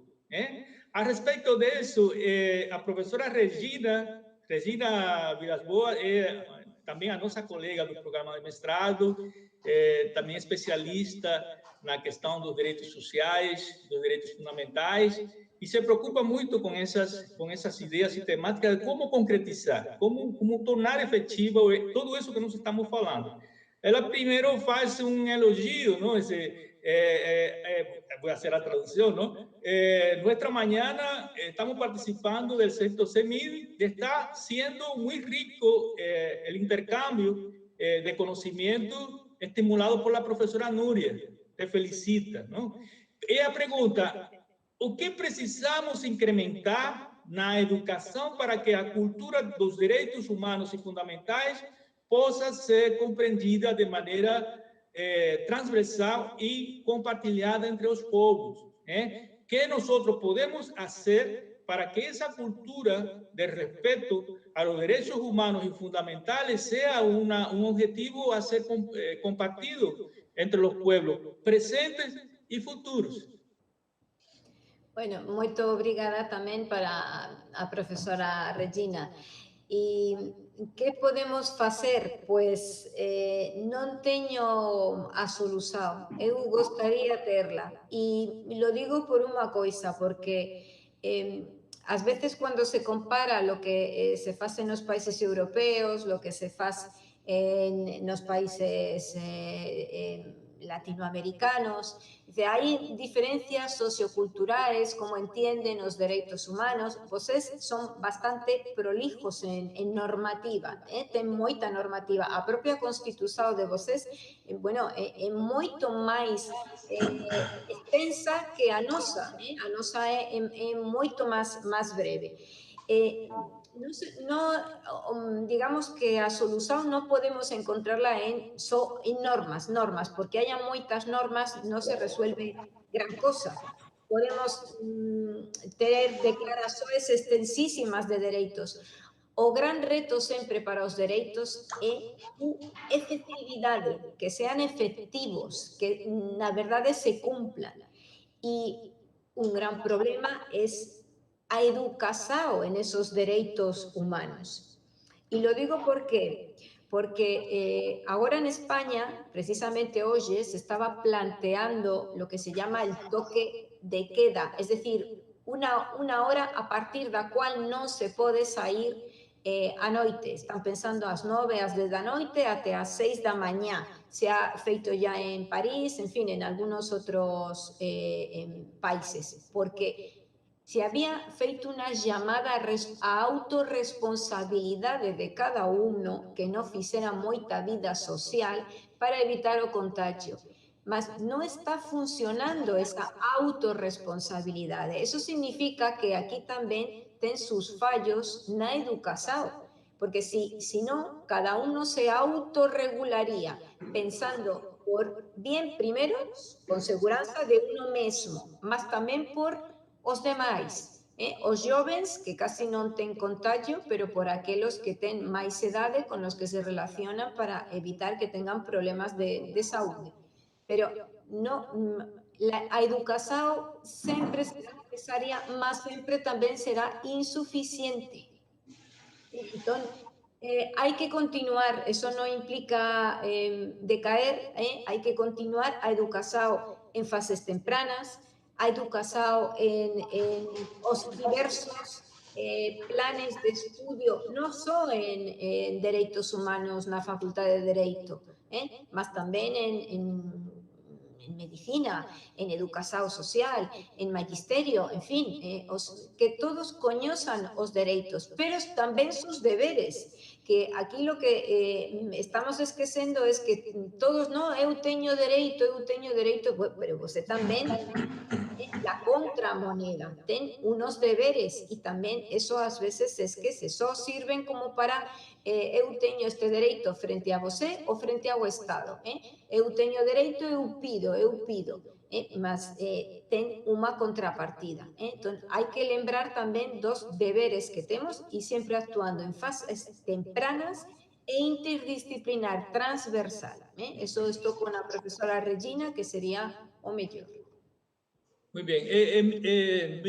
Mi preocupación en el programa del maestrado es llegar a crear o pensar por lo menos en un modelo que nos permita transmitir informaciones en las escuelas. Por eso me auxilio mucho de las ideas de los educadores, porque la educación se torna como centro, como instrumento para transmitir esas ideas que son los valores.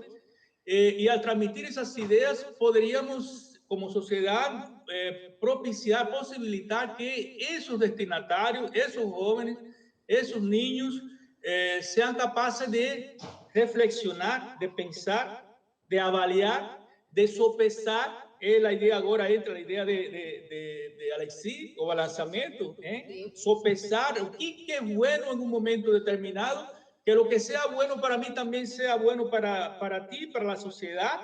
Y ahí no es retirar derechos individuales y reducir los derechos sociales. Yo acredito que existe una teoría dialógica. Ayer participé de una palestra en Chile. Expliqué qué consistiría ese diálogo entre esos derechos humanos para poder después tomar decisiones o crear las condiciones para que el ser humano tome decisiones respecto de lo que es bueno para todos. El caso de la pandemia ahora, yo tengo libertad de hacer y yo puedo hacer y nadie me prohíbe porque yo tengo libertad. Tienes libertad, pero también tienes responsabilidad tienes derechos, pero también tienes obligaciones. Entonces, al respecto de esa cuestión, me permito afirmar que está faltando alguma coisa para fazer com que o ser humano haja conforme as ideias, o ideário que a própria sociedade vai colocando a partir das suas necessidades, princípios e valores. Não há como agir de forma diferente.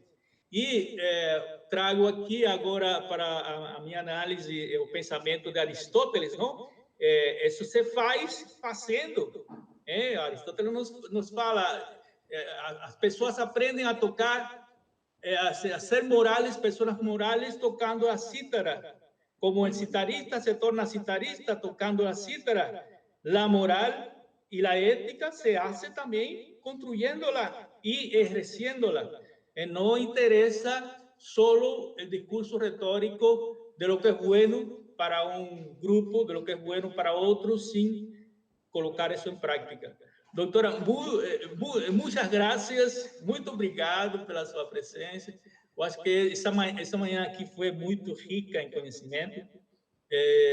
Não nos limita a questão de espaço, fica evidente que o conhecimento flui como ar, e estando a senhora sentada lá em Espanha, nós recebimos esse conhecimento com muito agrado.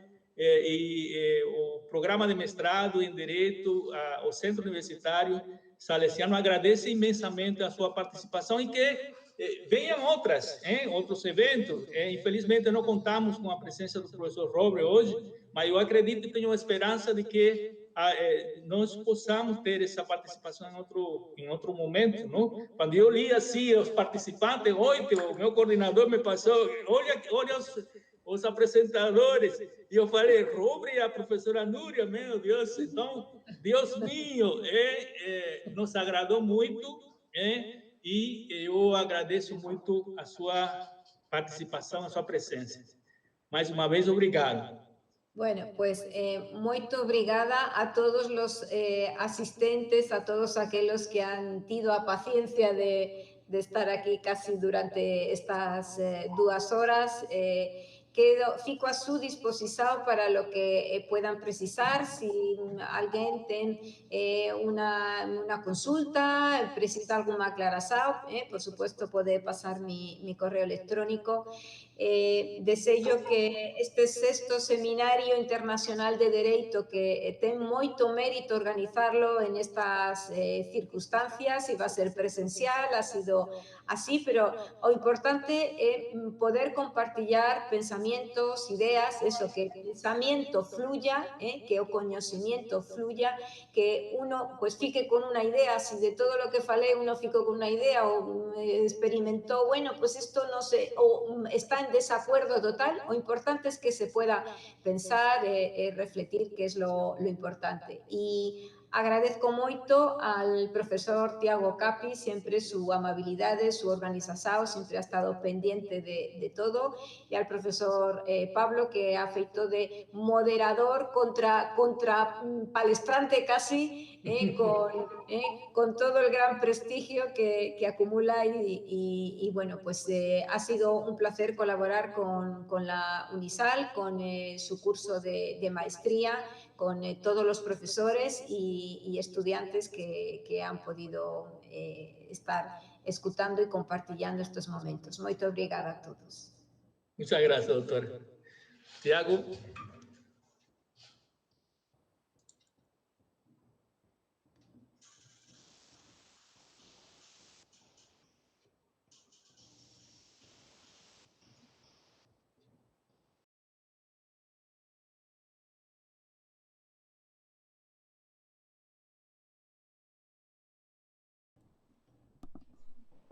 Encerrou, Gabriel?